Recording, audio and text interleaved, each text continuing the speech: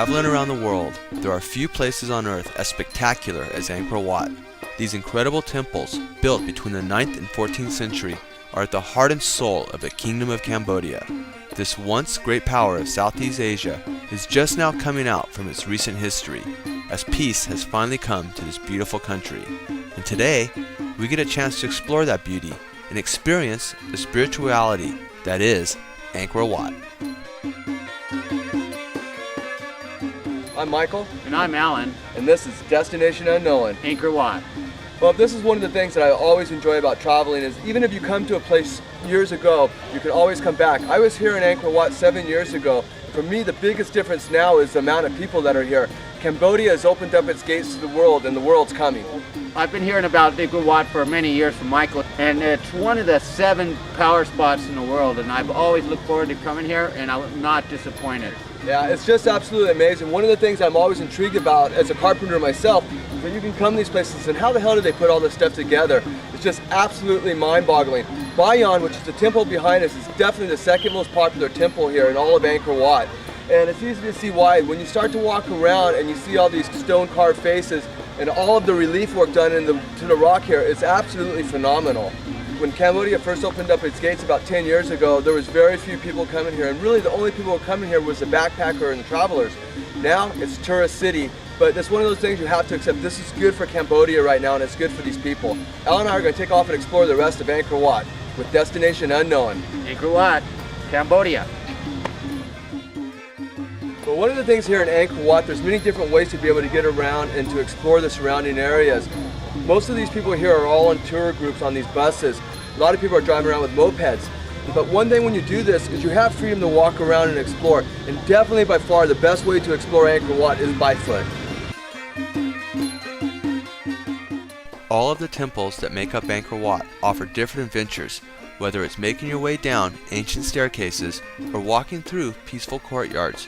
You immediately begin to realize the vastness of this ancient kingdom.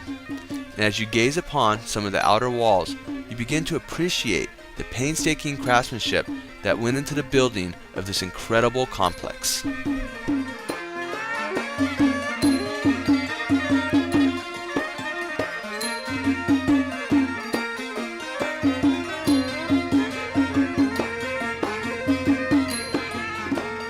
So Alan, what do you think of Angkor Wat?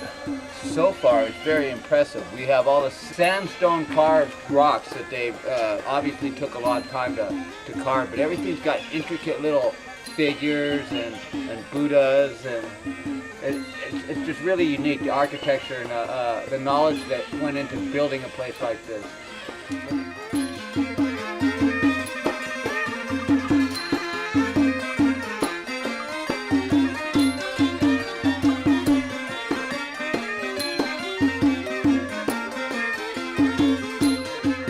I'm on the back trails here, and there's nobody here. I've totally escaped the crowds. And this is one thing I always try to show people when I'm traveling, that if you do make a tiny bit of effort to avoid the crowds, you can do it.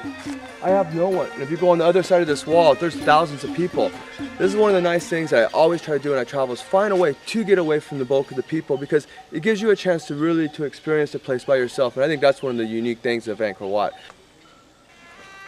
Yeah, now, that is what I'm talking about. I'm on these trails back here, there's no one else out here with me, and I've got this all to myself. This is what makes, when you come to the ruins, so special. When you can get out into these places like this with no other people, it's what makes you feel this inside. Whee, yeah! I'm just going to continue on the pathway here. We're heading off to go see the sunset here tonight, and I have to say, a very special day here. Even though I've come in here before and seen these ruins, I feel like I've seen them all over again for the first time. And for that, thank the travel gods once again.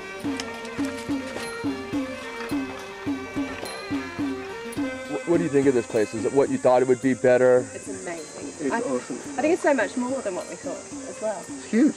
I mean, it rivals Luxor for all the sites in Luxor, but it's just the scope of it is just vast. It's breathtaking, it's beautiful, it's varied.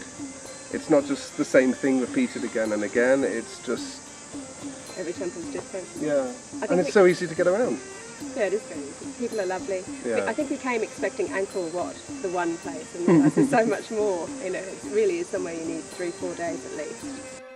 Well, what another great trip for Destination Unknown. We're here at Angkor Wat and we're spending our last hour here before we have to head to the airport and jump our plane. And in typical destination form, where our plane leaves in 1 hour, but we're still sitting here because it's just so beautiful, but we know we can get to the airport in time. We have plenty of practice doing that, believe me. This area has changed dramatically and will continue to change dramatically. Cambodia has opened up its doors to the world and the world's coming.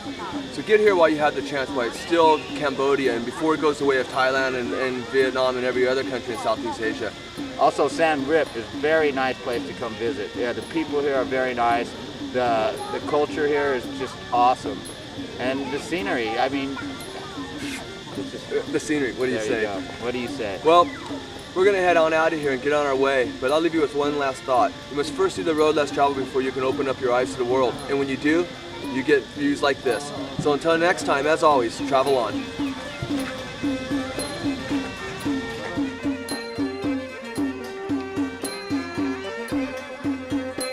What do you think of your last moments here? They're actually very rewarding. It's very spiritual. Right now I'm watching the sunset. I'm in a holy place, and a Mecca in Asia. I'm in awe. I am really in awe at this moment. The Southeast Asia circuit will never be the same because Cambodia is now on the playing field, and this will forever change it because once people realize how completely safe it is to come here right now, they're coming back. Believe me, this place is cheap, it's beautiful, and it's got so much to offer, but more importantly, everyone here has still got a smile on their face, and that's one thing I've always loved about Southeast Asia, is the smile.